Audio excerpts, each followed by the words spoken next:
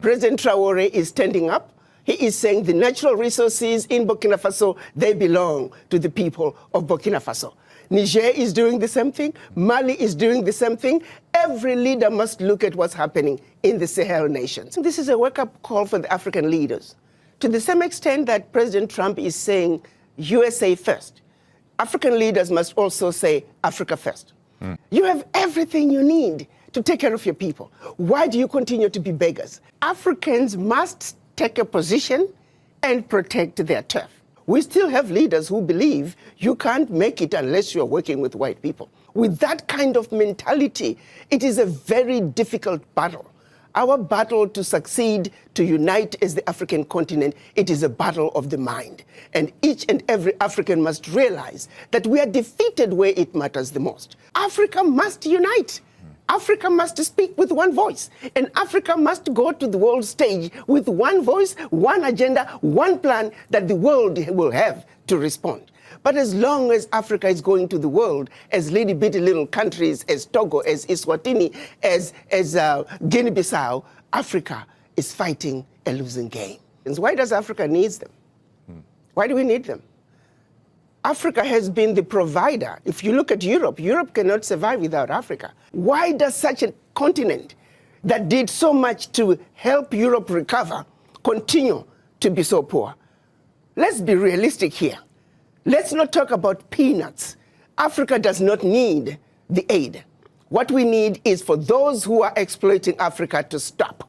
Now that Donald Trump have decided to cut off all the US AID all over around the world, Africa remained the most impacted. What kind of impact will it have on Africa? Humanitarian assistance, infrastructure support, medicine and food programs. These are very important support for countries such as the Democratic Republic of Congo, which receive about 1.3 billion US dollar each and every year. Ethiopia, which gets about 1.2 billion US dollar. Sudan gets about 800 million US dollar. And the other major part of this aid goes to Nigeria, to South Sudan, Kenya, Mozambique, Uganda, Lesotho, and more countries in Africa continent. With all this being said, some are saying, regardless of this support from the USAID, it is something which the USA they've been using for many years in order for them to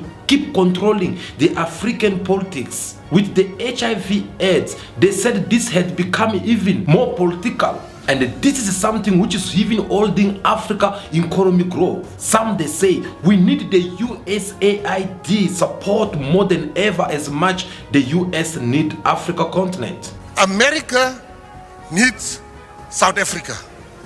South Africa needs America. If we don't work together, both of us shall lose. But South Africa shall lose more. People are going to die. HIV/AIDS is going to kill our people. I am coming here today. If you hate America, that's fine. If you think this is about Donald Trump, that's even fine. But this is not about Donald Trump. This is about the 230,000 people that will be out of a job. This is about the people that will be dying. I'm not here. I don't care what you feel. Don't hi me here. You have medical aid. You have free medical aid. You have free state medical aid. You come here. Hi. And there are those who believe that this is about time the US to leave Africa alone. The world must move forward without the USA if true progress is to be achieved. We are not the puppets of the USA. We will never be bullied by Donald Trump and his friends. South Africa remains an independent state, which is not handled by the USA. Foreign aid has always been a tool for Western imperialism and control. It must end with South Africa. We must expand our trade and strengthen relationship with China, India, Russia, Brazil, and Singapore, while emphasizing African unity. The USA is on a full mission to extort the world into submission, and as a result will become increasingly isolated. Our sovereignty, security, and economic prosperity on rejecting the American Golden Age, a project of imperialism. This USAID, it was initiated by the US government back then for many years. They came up with this idea without being put a gun on their face. And they chose to support people of the world, especially people of Africa continent. But what was their mission behind all this? Why did they come up with these ideas? And today, why are they taking it again away from people of Africa? That is the capital question which we need to discuss with you in this video in order for us to understand what is the secret behind all this removal of this USAID. With all this being said, there is one person who gets to give the proper answer that people of the world, people of Africa continent deserve to hear. And here we are talking about this African ambassador to the United Nations, Arikana Chiombori Kao, who have to give a very powerful message when she said that there is need for readjustments, there is need for realignment. We need to understand the real reason why USAID is in Africa. And not just USAID, but other NGOs. You look at DFID, which is the British equivalent, and many other smaller ones. Their sole purpose was to act as if they're coming to rescue Africa. They're coming to fill in the gaps in government services, gaps in education, gaps in healthcare, gaps in humanitarian services. They're coming in the guise of addressing issues to do with human rights, issues to do with environmental protection and social justice. They are coming in claiming that they are introducing grassroots initiatives that are going to help the people. And so they use that as a way to go into the most remote parts of Africa. They're talking about government advocacy. When you look at it on paper, it all looks really good. But they're actually wolf in sheep's clothing. They are using that open access sounding humanitarian to constantly destabilize governments. I can tell you right now, the majority of African leaders, and not just African leaders, but leaders in the developing world, are celebrating the exit of USAID. I was listening to a program, I believe it was CNN, and I was jumping up and down. It was a government official from Hungary. He was echoing the same sentiments. He said they are happy USAID is leaving Hungary because they are always supporting opposition. Their form of government advocacy is supporting whoever can keep the government in a turmoil. Does she lie?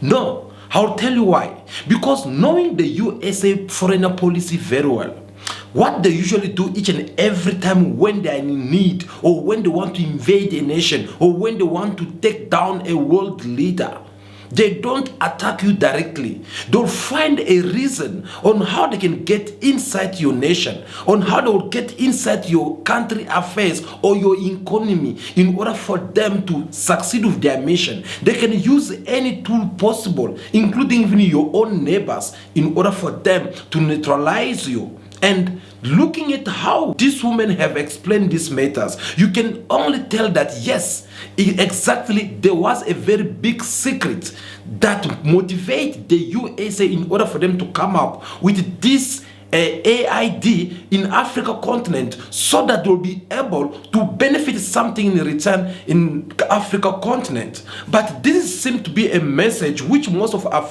Americans, they don't seem to understand.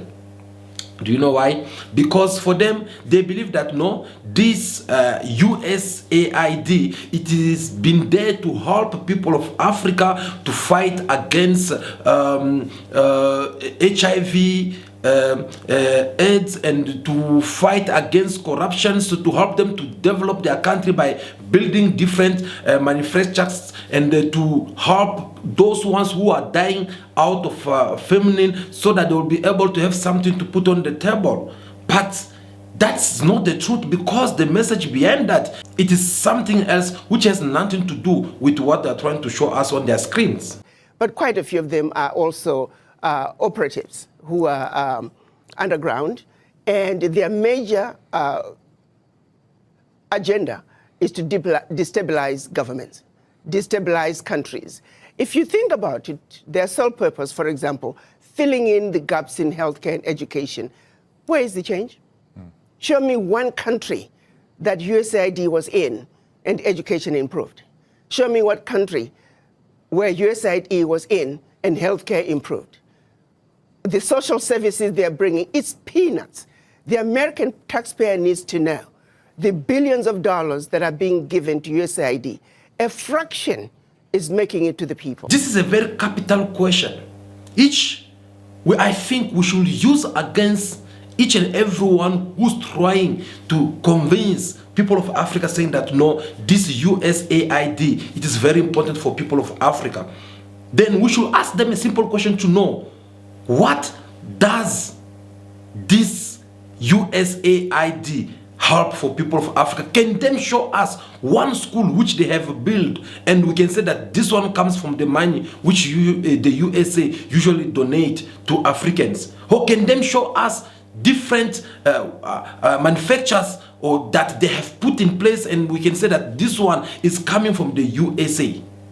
Because we all know that these people, their major problem or point which they have put in place, it is for them to come in with these excuses of saying that we are coming to help Africans, yet they are there to destabilize government. They are there to bring even more conflict. Look what has been happening in Mali. Look what has been happening in Burkina Faso and Niger and the whole entire Sahel regions.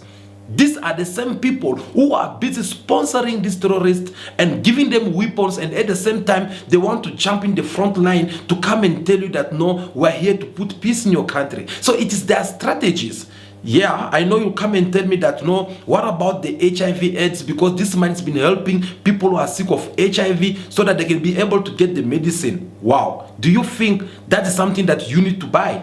No. Do you know why? Because we all know what happened in South Africa with this USAID. Let's look at what HIV/AIDS was used to do. We know of a program that was run out of South Africa where they actually were injecting people with the virus. The reason some of the AIDS virus spread as rapidly as it did in Southern Africa, there were some very dirty games being played on African people. They were using Africans as guinea pigs for experimental activities. Even when you look at every aspect, they're using us as guinea pigs. Yes, there is some good, a percentage of some good, but not all of it is done with good intentions. You look at agriculture, they're destroying African agriculture by introducing those GMOs. You plant your seed in one season, your soil is finished. We used to have seeds that we can use from one season to the other. The introduction of GMOs through these agencies, USAID is one of them. We are destroying Africa in a massive way. A little good is coming out, but by and large, the end result, they mean no good. They can turn around and give us an inventory and say, as long as you have been in Africa and also other parts of the world, show us your success rate. You claim you are helping governments with education and healthcare. Show us your success rate. But I also turn around and say, African governments, why do you need this little aid to assist you in providing proper healthcare, proper education? The average African government can afford to provide those services for their people. Fellas, let us not beat around the bush. There is nothing good coming from this USAID. Why? Because we know very well that these people, they never mean to do good for African people. These people that are jealous of Africa, for them in their mind, they even want to perish the whole entire Africans all over in Africa continent so that they will come and take over and stay in. And people already have this kind of intentions. They'll do everything in their power to make sure that they eliminate you one by one. That is the reason why they are even going to the point of giving you guys some product and saying that no, go and use it in your agricultures so that your food will look like this and like that. But when we take a look on what our scientists, they are showing us, on what our Africans, true Pan-Africans who are telling us the history of Africa soil. We all know that Africa soil was so blessed in everything besides our mineral resources. We know that it is only in Africa where you can plant something and these things, this food is gonna grow up with the natural manure without you using any kind of chemical manure. in order for you to grow up this food. These people believe that they are much better than Africans. They believe that their head is everything to Africans. But now that they have taken it away, let's see if Africans won't be able to survive. Let's see the difference of what's going to happen. But guys, besides this USAID support from the USA, do you think is there other something good that Africans can do?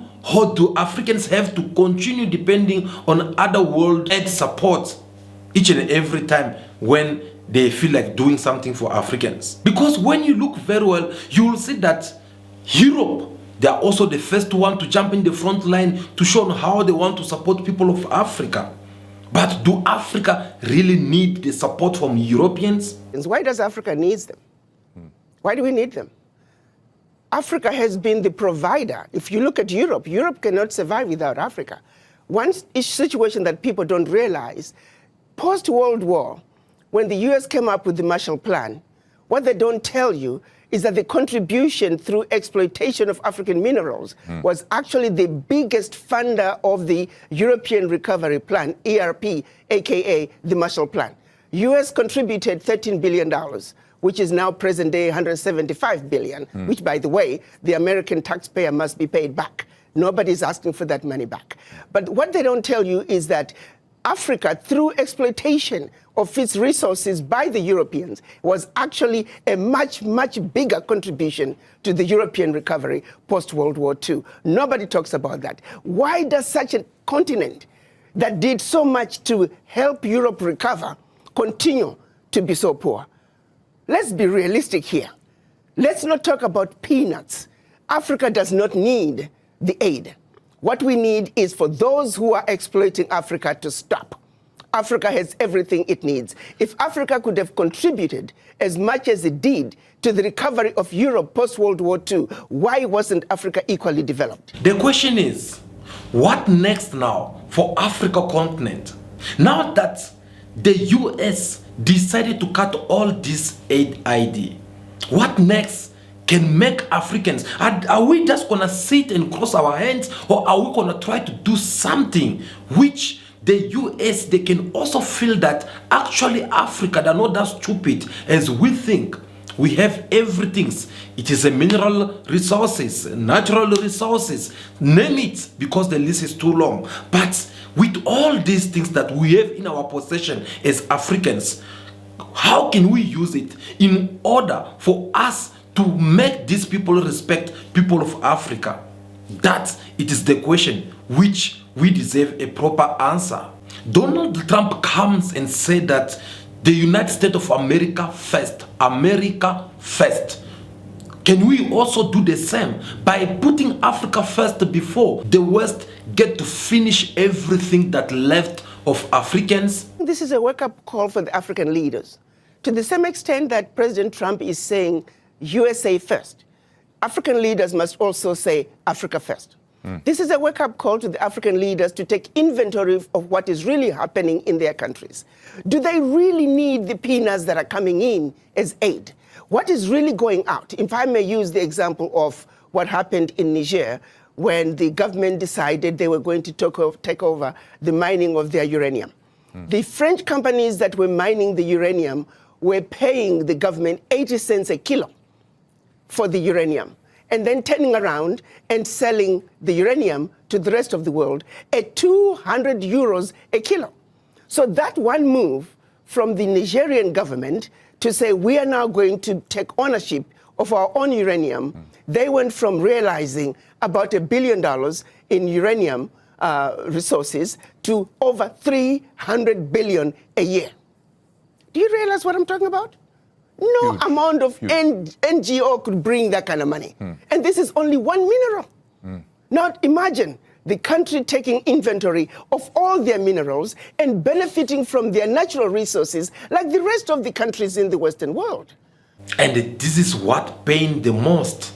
This is what I call a betrayal for our African leaders, because they know very well that as Africa, in Africa continent, we have something very powerful, something unique which the world needs today. Yet these African leaders, they are not able to make use of it. Yet people of Africa, they are not benefiting from all these mineral resources. It has to be some other Western countries like France or British who have to come and impose the price of the African minerals, at what price you have to sell it, which country you will have to also to sell it to. Imagine such kind of things. But what I like about all this is that today things have changed around, because when other African leaders are shaking, when they want to still depending on the American aids, when they still want to listen to Europeans and Americans, well, there are those ones who have the courage to stand out, to come and say that no, we don't want with our minerals, they'll have to stay here. And here we're talking about countries such as Burkina Faso with Ibrahim Traore, and Niger and Mali. We need to look at what's happening in Burkina Faso, Niger and Mali. President Traore is standing up. He is saying the natural resources in Burkina Faso, they belong to the people of Burkina Faso. Niger is doing the same thing. Mali is doing the same thing. Every leader must look at what's happening in the Sahel nations to say, like anybody else, you must take care of your people. You have your natural resources. You have everything you need to take care of your people. Why do you continue to be beggars? Look at what is being brought in by not only USAID, but all the NGOs in your country. It's peanuts. It's a joke that the African leaders should continue to be beggars of peanuts when you are looking and allowing billions to get out of your country year in and year out, if not trillions, in natural resources that your people should be benefiting from. It is a wake-up call for African leaders to wake up and say, President Trump is saying, US first, America first. You too must say, your country first, because you have everything it takes. It is a joke. It is embarrassing to see I have not seen any African leader cry over USAID living. I can tell you for a fact, the average African leader privately is celebrating the exit of USAID because they know what is really going on. Oh yes, it is indeed possible. It is indeed possible for African leaders to put Africa first as much Donald Trump chose to put America first. It is possible for African leaders to say no to the looting of African minerals by the Western country. It is possible for us to stop all this nonsense which has been going on for so many years, because we also deserve better as much they do want to have it all. Guys, Donald Trump never cared for African countries. He never showed any remorse to the people of Africa. Instead, he even disrespected Africans by calling them names. And this man, he will never gonna care, not even a little bit, about Africa continent. So he never want to be in a good relationship with Africa. Why should African countries or African leaders have to go and force this kind of relationship? When someone does not want you, the only thing you can do, which is good for you, is to also walk away, go and find someone better. So do Africans even need to keep the relationship between Africa continent and the USA? I don't think so. Do you know why? Really shouldn't care about a relationship either. If the relationship can be worked out, that's wonderful. But if President Trump is saying, I have a mandate from my own people to take care of my people, and I'm doing what I need to do to take care of my people, African leaders need to take that same position. You see, it takes two to tango. If President Trump does not want a relationship with Africa, Africans shouldn't be begging for it. Are you with me? I'm hoping that this will translate into African leaders looking from within, because they don't really need to keep looking outside. They have what it takes. It's a wake-up call, just like what happened during COVID. It was a wake-up call for African leaders to realize that you must begin to look within Africa to take care of yourself. When the chips were down, the world walked away from Africa during COVID. So that's a reality. No supplies were coming to Africa. Africans were not manufacturing anything, and African leaders were forced to look from within. This, I'm hoping, is another wake-up call where African leaders also begin to realize we must look from within. But let me underscore this. The average African leader and majority of leaders of developing world, I can tell you, they are celebrating the exit of USAID, and we hope that there will be exits of many other NGOs that are carrying out nefarious activities in Africa and anywhere else in the developing world in order to further the agendas of their governments, which is to continuously destabilize, divide, and conquer. This is a wake-up call for Africa continent. This should be a wake-up call for Africans all over around the world, for African leaders to understand that it is about time to isolate themselves from the USA. The relationship between US and the Western countries, it does not benefit people of Africa, and therefore we don't need to keep this kind of people as our friends, because all they do is to see Africa as a golden mining, where they will have to come in the morning, steal from Africans, and in the weekend to go ahead and relax with their family somewhere in Las Vegas, where they will be building and doing different activities over there, enjoying their life even more freely. So Africans don't need this kind of relationship. But on the other side, we're having China, we're having Russia. These countries, should we consider them as the rightful partners that Africa needs right now? Well, I think that is the question. I'm leaving it to you. Feel free to drop your comment in the comment section and tell us what do you think about it. But as for Madam Arikana, she said this. My position is Africans must take a position and protect their turf. China wants to come and exploit Africa, they'll get away with it to the extent that Africans allow them. The United States wants to come and exploit Africa, they'll get away with it to the extent that the Africans will allow them. The question is, does Africa have an African position when they come to the negotiating table with the world? The answer right now is no. Africa must unite. Africa must speak with one voice, and Africa must go to the world stage with one voice, one agenda, one plan that the world will have to respond. But as long as Africa is going to the world as bitty little countries, as Togo, as Eswatini, as Guinea-Bissau, Africa is fighting a losing game. Africa must unite, and Africa must speak with one voice. That is the only way a strong, united Africa can take a rightful place on the world stage and be respected and stop the exploitation. Why is it so hard? I think it's a long history. If you go back to colonization, if you go back to the Christianity and how it was introduced, how we were trained to be subservient. In Africa, the rules of the game were the same. I think that what was done to brainwash black people around the world, long before they even left Africa, we are still suffering from that legacy of colonization, the legacy of slavery, where the people in power, they themselves don't believe they can do it. We still have leaders who believe you can't make it unless you're working with white people. We have individuals who think only something brought in by white people is what's likely to succeed. With that kind of mentality, it is a very difficult battle. Our battle to succeed, to unite as the African continent, it is a battle of the mind. And each and every African must realize that we are defeated where it matters the most, which is the mind. Brainwashed to the core. Brainwashed to not believe in ourselves and what we can do as individuals. Now you understand the reason why we keep on preaching for the unity of Africa continent. When we speak here day and night calling for African to be united, some think that we are stupid.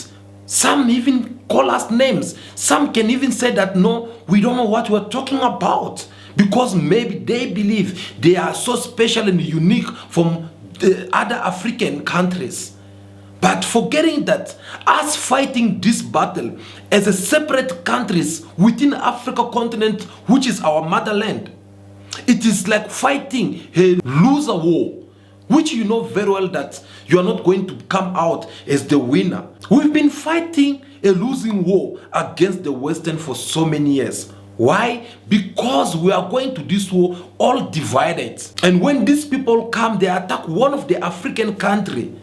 The other African countries, they just keep quiet and they're not getting even to interfere in those affairs, forgetting that tomorrow they'll be the next on the list of these two Western countries. These people knew very well that in order for us to continue controlling Africans, in order for us to continue stealing from African minerals, in order for us to continue dominating our policy on Africans, it is by dividing them. That is when they came and imposed borders on Africans. The whole of Southern Africa, which was colonized by one person, Cecil John Rose, he managed the whole SADC alone.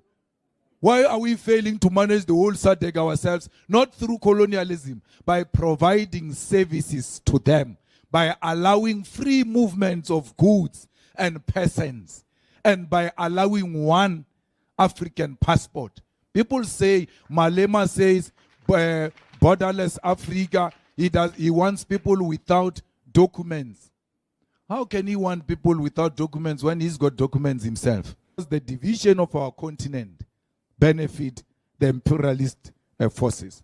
Let's continue to advocate for the unity of Africans and for academic excellence. They came with all these borders because they knew exactly what they were doing. And when they were sitting somewhere in Berlin in 1840, dividing Africa like a piece of cake on someone's birthday, Africans, they were not there. Africans, they were not seated on that table. They did all this on their own. Why? Because they knew that 100 years or 2,000 years to come, these borders that we have imposed on Africans, it will help us to continue controlling them from far. How can you win this battle when we still have countries within another country such as Lesotho, Swaziland, Togo, Rwanda, Burundi, Uganda? All these small countries, when we're supposed just to be one nation. If you look the map very well, what makes the United Nations to be very strong, it is also because they remain united. So why Africa can't do the same? Guys, for me, I think this is a wake-up call for Africans. President Trump is saying, I have a mandate, America first. So you Africans, are you going to sit back and just wait and see the next move that President Trump is going to make? Or are you going to also say, I have a mandate from my people and I'm going to do what I need to do? Take inventory of what you have in your country. Use it and use it wisely. No more begging. You don't need to have anybody filling the gaps in your educational system. You don't need anybody filling the gaps in your healthcare system. You don't need anybody creating initiatives in the most remote parts of your country because they claim that you, the government, cannot have access to that. How can somebody come from all the way from the United States, all the way from Britain, and access the most remote part of your country that you in your country cannot access? It is the most stupid thing. When you listen to the justifications and the explanations as to why they are there, it's a joke. And this needs to stop. Africans should know that we are on our own. We can't count on anyone else out there. Everyone, they have shown their intentions toward Africans. There's no any other organizations out there who can come and defend Africans. Because those organizations which has been there, they have shown their true face that they are not at the service of people of Africa, but they are at the service of those who have put it in place. So it be the UN, EU, AU, G7, G20, all these world organizations, trust me, they will never gonna come to the rescue of people of Africa if Africans don't stand on their own feet and try to challenge these people with everything in their power. These all institutions, they are not there to help people of Africa. Do you know why? because they were created for another reason. Well, those institutions were created after the Second World War. United Nations, it took 4 weeks to create the United Nations. Why? In order to help the recovery of Europe. The World Bank, the IMF, it took 3 weeks to create them after the Second World War in order to aid in the recovery of Europe from its own self-implosion and destruction. So no. These institutions were not created to benefit the developing world. To the contrary, they were built to steal from the developing world. Their success is based on the failures of the developing nations where they have been stealing from. So no. We must celebrate what President Trump is doing by exiting the United Nations, by exiting the World Health Organization. We need the US to exit the World Trade Organization because they are doing nothing on the African end. They are giving a blind eye to blatant exploitations, unequal, uneven trade policies that are hurting Africa. You take, for example, cocoa. Majority of the cocoa coming out of the world comes from West Africa, and yet it's only recently that African nations were allowed to add value to their cocoa. So what is my take in all this? Well, guys, again, I'll insist that this should be a wake-up call for Africa. This should be a very strong message to each and every African leaders out there that it is about time we start having another different way of seeing things, another different way of dealing with this Western and the US politics. Why? Because these people, they have shown their real intentions toward people of Africa. For all these years that this USAID, it's been taking place in Africa continent, there is nothing good which has happened. Therefore, now that they decided to pull out, Africans should let go of it. They should not beg them, and they should find a new way to deal with this Western. Donald Trump said America first. African leaders should also be able to say Africa first. Our African leaders should know that we don't need the help of the world organizations or institutions in order for us to liberate ourselves from the Western. African leaders should take a good and fine example set by this young President Ibrahim Traore of Burkina Faso and the lead of Mali or Niger. These people who have dared the Western by chasing them away from their country, by stopping giving them their minerals, and take this mineral and use it or sell it for their own interest, which will benefit for people of their country. African leaders should start also understanding that it is about time we start coming together as one nation instead of us fighting like children from different mothers. But we should understand that we only have one father, which is Africa continent.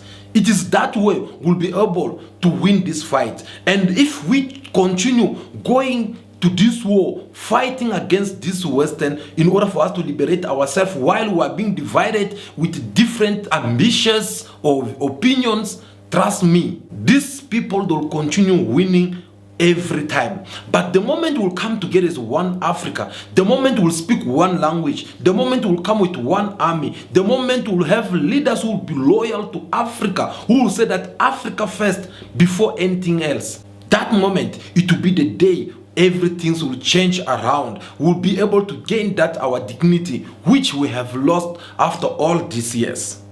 Guys, we're looking forward to see also what is your opinion about this conversation that we just have with you. It was very important that we sit down and talk about our beautiful land, which is Africa continent. I really do appreciate your time. Please make sure that you like this video in your numbers so that this message can reach to many African leaders out there so that they can be able to apply whatsoever we are expecting of them to do for us.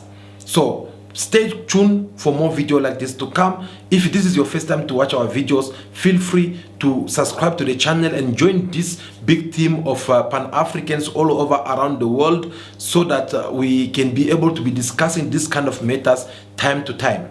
I think that will be all for now. Continue to be yourself, be good, be kind, have respect for everyone in order for you to be respected. May God bless you all. I'll see you again very soon in our next video. Ciao, ciao.